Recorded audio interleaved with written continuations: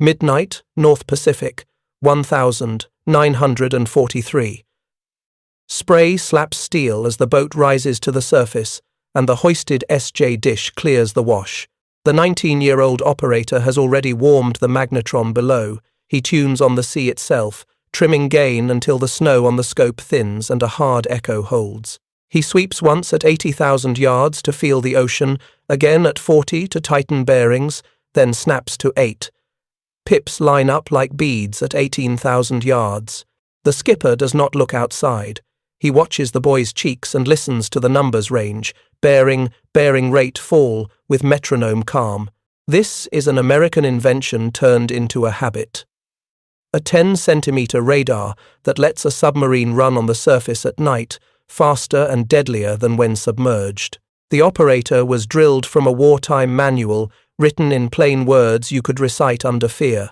Warm the set before surfacing, tune on wave echoes, report 2 full 360 degrees searches, shift scales for approach, never trust your eyes alone.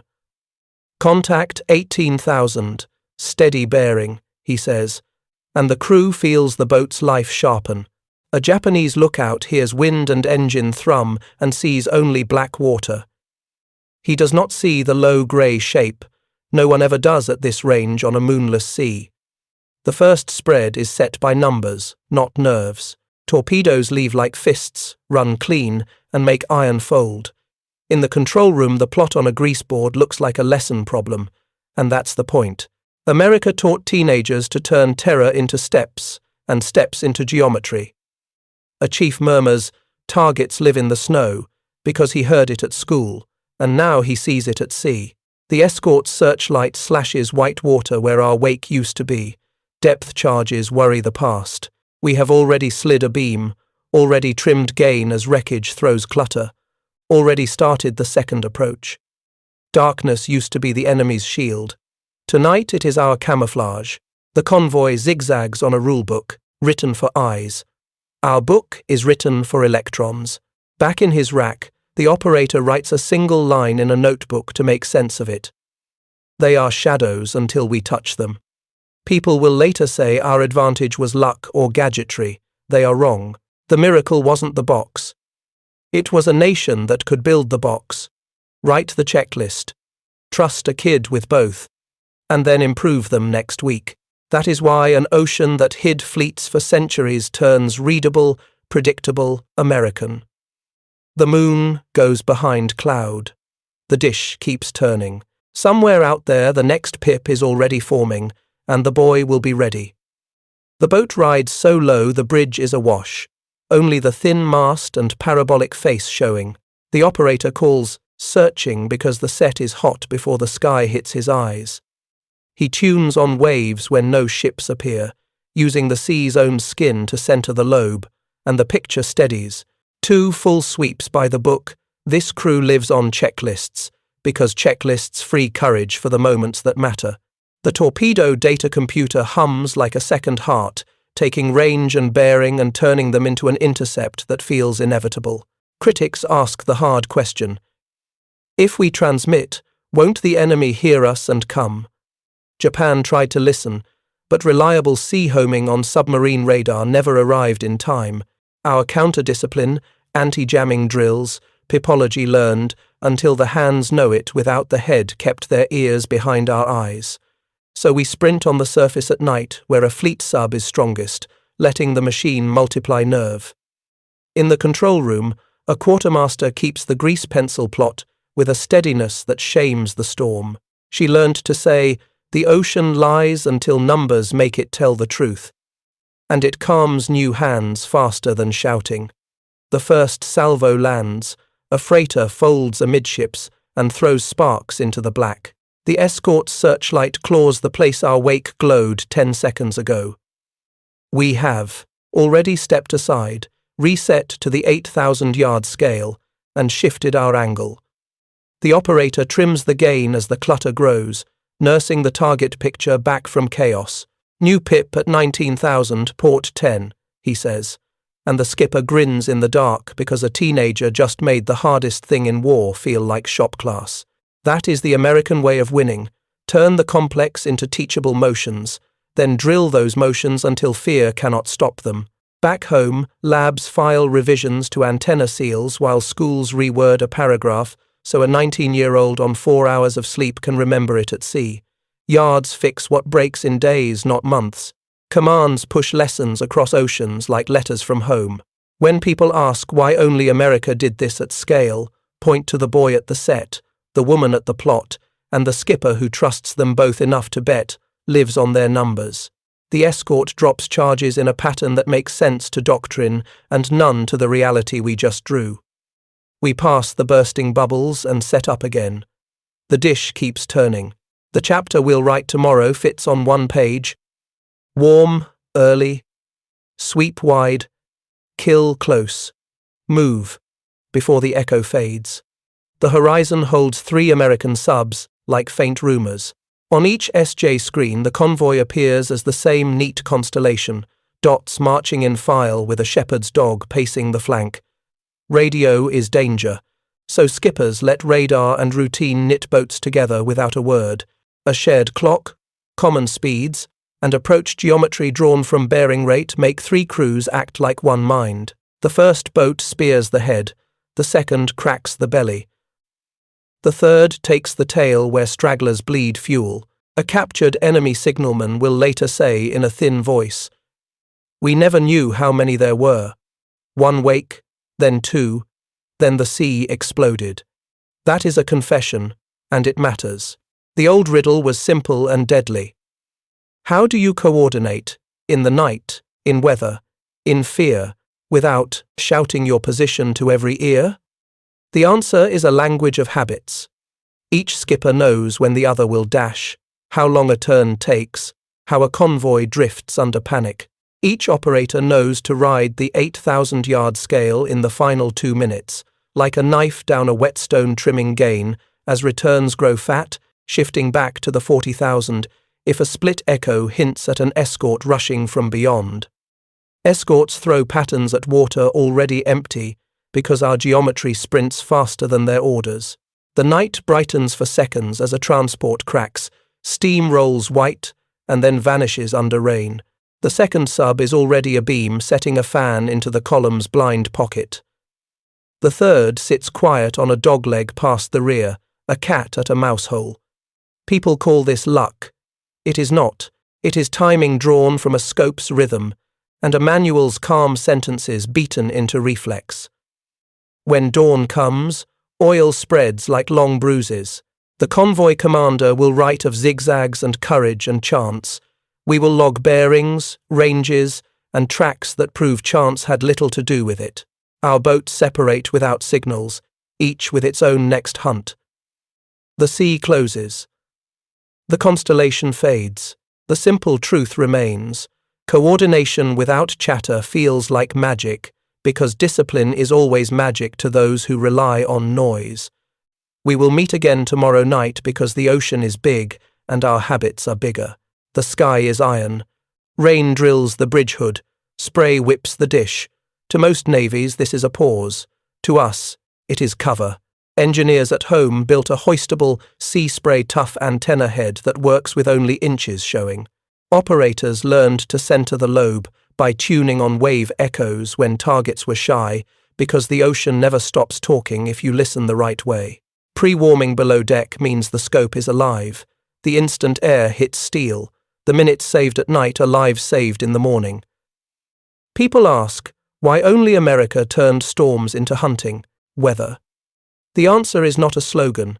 It sits in this cramped shack. In the quiet way a 19-year-old says, "Contact 15,000, steady," while wind tries to rip the world apart. The book told him how to fight clutter. Experience told him how to feel it. He trims gain until the blizzard thins and the pip holds like a nailhead in snow. The skipper believes the picture more than his eyes because eyes lie in rain.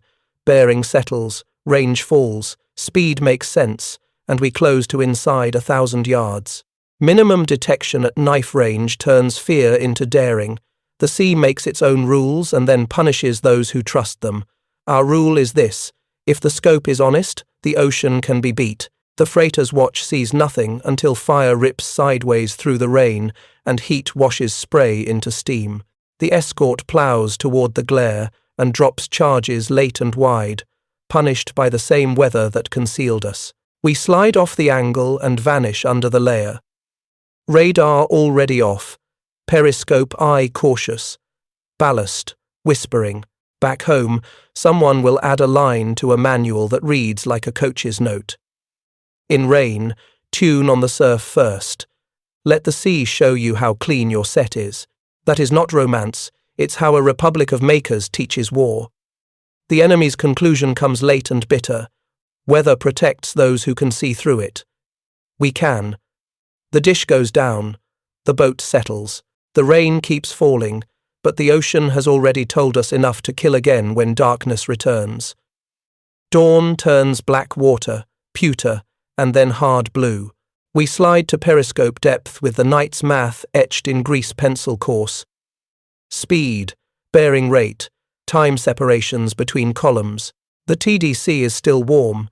It hums the way a lathe hums when a skilled hand feeds it clean stock. The periscope lifts like a thin finger and shows what the SJ promised in the dark. Hulls, where the solution said they would be. The convoy thinks it escaped because the sky changed. It did not. Last night's numbers predict this morning's approach. Tubes ready, spread set, the skipper breathes once. This is the American rhythm radar at night. Math by day, 2 hunts in 24 hours that never let an enemy rest. Skeptics ask why our math wins while theirs fails. The answer is a system built for speed and trust. Stateside schools teach instrument truth to young minds without poetry or fog. Yards fix failures in days. Labs iterate seals and feed horns and publish clearer diagrams. The commands push new checklists across the ocean like mail. Skippers are free to adopt what works by sunset. A quartermaster traces an intercept as the deck heaves. Keep trimming gain, targets live in the snow. She told classes at New London. The line sounded like a metaphor then, like a tool now. The first ship burns at 8,000 yards because a kid learned to read a scope. The second takes a fish because a simple sentence in a manual told him to re-sweep wide after firing, and that habit found a straggler no one had expected. The escort hammers the last feather of wake where the periscope quivered a moment before. We are already slipping under the thermocline. Engines low, air cool. On the chart table, the penciled arc for tonight's re-intercept waits like a promise. We will surface in darkness, warm the set early, tune on the surf if need be, and write another equation that a convoy cannot solve. People call this cold. It isn't. It is mercy measured in ships that never reach battlefields, in planes that never lift, in cities that sleep because sea lanes starved. America did not just build a gadget, it built a way to think that turns an ocean into homework a brave crew can finish before breakfast. A wave clerk in Pearl Harbor pushes red pins into a wall map, and the Central Pacific turns into a portrait of pressure. Each pin is a ship erased. The totals make visitors blink. A small branch of the Navy, roughly 2% of its people, is removing more than half of an enemy's ships from the war. Millions of tons of merchant hulls vanish from the books as the months grind on. Oil meant for factories and fleets never arrives. Rice meant for cities stays in a warehouse 1,000 miles away. Those numbers are not myth. They are what happens when 10-centimeter radar feeds a teenager's eyes, doctrine turns signal into geometry, industry keeps the set honest, and commanders let the best ideas win by Friday. Enemy planners feel the air go thin as roots twist and still end in flame. Escorts multiply and yet always seem to be a turn behind. They ping where we were, we attack where we will be. In a camp after the war, a Japanese captain tries to explain defeat without shame or excuse. "We were not beaten by one ship," he says softly. "We were beaten by a way of thinking." He means the checklists, the teaching spirit, the trust in young hands, the speed of fixes, the refusal to worship old doctrine when a better drill arrives. He means America. Back in the control room of a sub at sea, The operator trims gain around wreckage as the picture fattens with echoes. He finds a clean edge and says, "New contact, bearing 270, as calmly as he would ask for salt at dinner. The skipper nods. The dish turns. The math writes itself. The clerk in pearl slides another pin and squares another figure in her neat hand. It looks impossible until you imagine the boy at midnight and the chief's calloused fingers on the gain knob and the skipper who trusts both enough to risk everything. The final months look like a tide going out and never coming back. The last convoys move like refugees, hunched and frightened, because the sea no longer belongs to them. We do not gloat. We finish the work and count the lives saved, because ships once full of fuel and guns never sailed into our friends' crosshairs. When people ask for the secret, give them a sentence a kid can carry. Warm early, sweep wide, believe the instrument, and make the enemy live in a world we can see and they cannot. That is how a free people turned night into a weapon and an ocean into a scoreboard. And why the ledger looks like numbers, until you understand it, is really names, home by home, saved. The kid at the radar didn't appear by magic. America built him. New London taught him to read pipwidths like a second language. Mare Island and Portsmouth turned radios and antennas from fragile lab pieces into hard gear that survived green water. Pearl Harbor's submarine base tested seals, swapped modules, and sent boats back out in days. Stateside electronics schools hammered magnetron care, receiver alignment, and trim gain till the snow thins into muscle memory. The book he studied wasn't a wall of theory. It was sentences a tired 19-year-old could follow at midnight. Warm the set before surfacing. Tune on wave echoes when targets are scarce. Sweep twice on the big scale. Drop to the short scale to kill. That cadence made fear manageable. Commanders trusted young sailors with power because the system taught them to be calm under pressure. When something broke, yards fixed it fast, and labs sent better parts. When a sentence confused a class, instructors rewrote it that afternoon. That is what a free country looks like in wartime. Mistakes fixed at the speed of honesty. A fleet submarine feels like a knife. The nation behind it is the sharpening stone. The enemy tried to match the blade and could not copy the stone.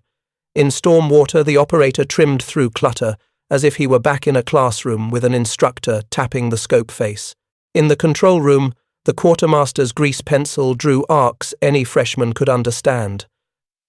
The TDC hummed and made math feel physical, like a hand on a wheel. The skipper listened, believed, and acted. That chainmaker to teacher to sailor to victory was the true miracle, not a tube or a dish. Every time a crew used SJ to steal the night, you could hear Detroit and New Haven and San Diego in the rhythm of the orders. We didn't worship gadgets. We made tools humble enough to serve courage. That is why a boy in a steel room could bend an ocean, and why an empire that trusted tradition more than iteration slowly ran out of ships, fuel, nerves, and luck. The set warmed. The dish turned. The lesson went from chalkboard to black water without losing a word. A convoy dies in the dark, and a factory lamp dims 1,000 miles away. That is what sea power looks like when submarines own the night. The SJ pulled convoys out of blackness at 18,000 yards and kept contact, while boats ran fast on the surface, made attacks, and then replotted for daylight ambushes. Repeat that cycle across the Central Pacific and watch the map change color. Oil shipments that once fed carriers and aircraft engines vanished into steam and flame. Rice for cities waited on docks that no longer had ships. The imperial staff shifted routes, added escorts, and wrote new zigzag plans. But the percentages kept getting worse.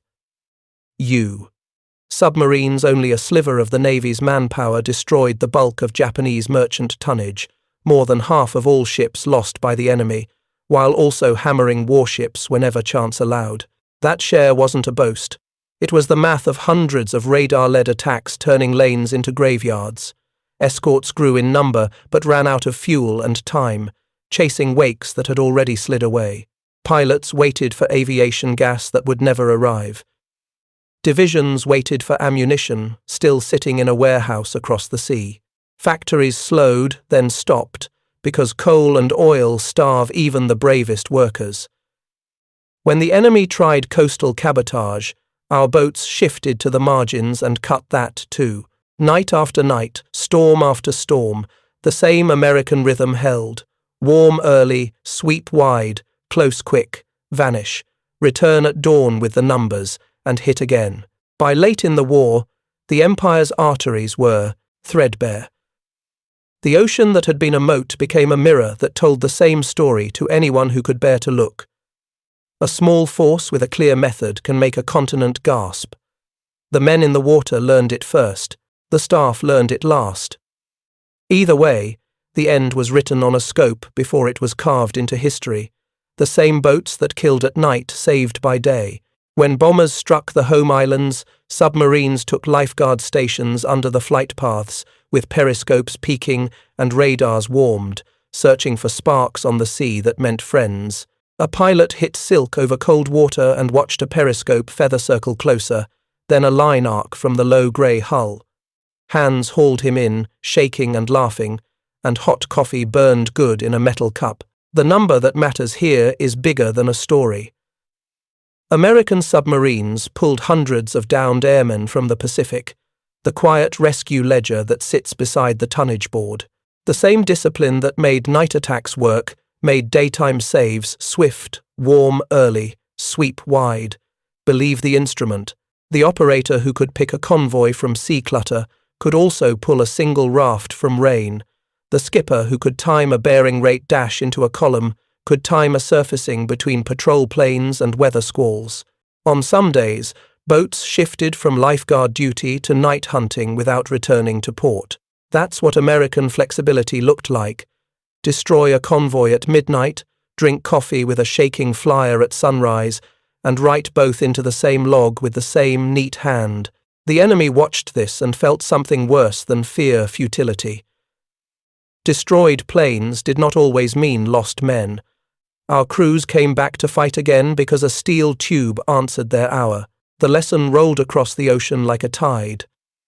A nation that can strangle an empire and still make time to save a stranger in rough water is fighting for more than victory. It is fighting for a way of life. The operator dried his hands, wiped salt from the scope hood, and went back to work. Somewhere to the west, a convoy would soon be a row of bright pips. Somewhere to the east, a pilot would tell his squadron that the silent service had a loud heart. In a quiet room at Pearl, a clerk pinned red heads into a giant map until the central and western Pacific looked like a string of open wounds. Numbers backed the pins. By the end, U.S. submarines had removed more than half of all enemy ships from the war and millions of tons of merchant hulls that once fed an empire's machines and armies. Add the warships, sunk carriers, cruisers, destroyers, and the picture sharpens. The silent service did not just strangle supply, it clawed at the enemy's fighting edge whenever the scope allowed. If you want one holy shit truth, take this. A branch barely 2% of the Navy's people bent the strategy of an entire theatre. The reason sits in the chain from workshop to wheelhouse. Radar that worked in storm water, checklists that teenagers could follow under fear, a fire control computer that turned bearing rate into destiny. Skippers told to use what worked and throw away what didn't. The enemy counted escorts and wrote new zigzags. We counted minutes to warm a set and yards to minimum detection, and wrote tactics any calm crew could repeat. That is why the curves diverged their merchant graph like a staircase heading down, ours like a metronome marking the next intercept. The map wasn't art, it was evidence, a crime scene of industrial suffocation carried out with precision and mercy. Mercy.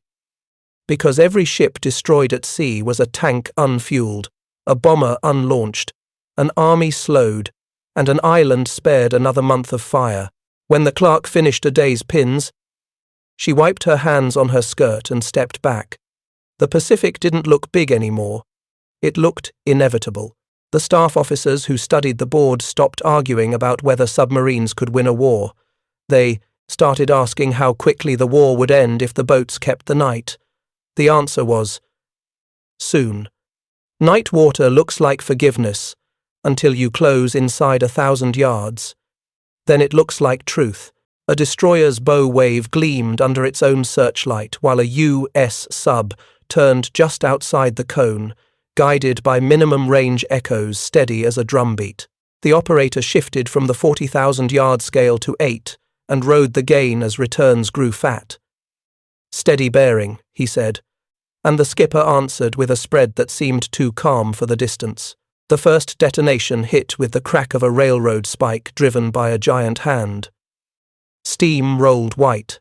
The escort charged the ghost of our wake while we were already abeam, lining a second shot on a merchant that never imagined a submarine would fight like a surface raider in pitch black. This was what SJ gave to courage. Confidence that the picture in your head matched the world beyond your skin. You could feel it in famous patrols and nameless ones, the same glide, the same numbers, the same refusal to blink. Boats like Tang, Flasher, and Barb wrote the style into legend, but countless crews practiced it nightly without headlines. Bearings drifted like slow heartbeats, ranges stepped down, and TDC gears whispered the solution into the triggerman's finger. When people call that luck, you know they have never trimmed gain while spray-hammered steel.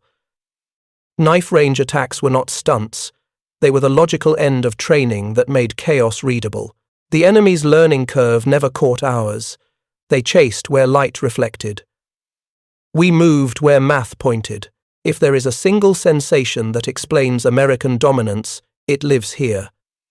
The moment when a picture made of electrons and discipline becomes a result made of fire and foam, and everyone in the shack breathes out at once. Then the boat slides under the layer, and the sea goes back to lying. Until the next pass.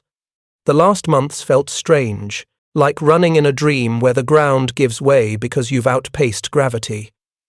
Convoys sailed like refugees, hunched and jumpy, because the ocean had turned against them. Our boats kept the rhythm that had won the night from the first patrols. Warm early so no minute is wasted, sweep wide so no target hides between squalls, drop to short scale so no approach drifts, trust the TDC so nerves don't lie.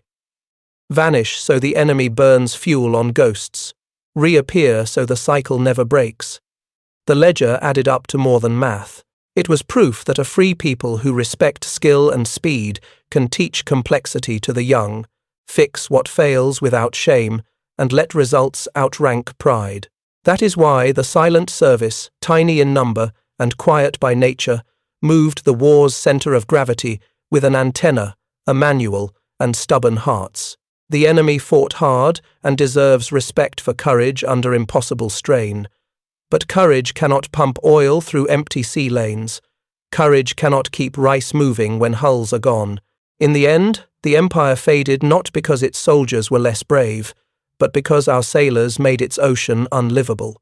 The boy with the scope aged in a hurry and went home with a notebook full of angles, bearings, and one line that still reads like a creed. They are shadows until we touch them. He was never a machine's servant. The machine served him because America taught him how to make it honest.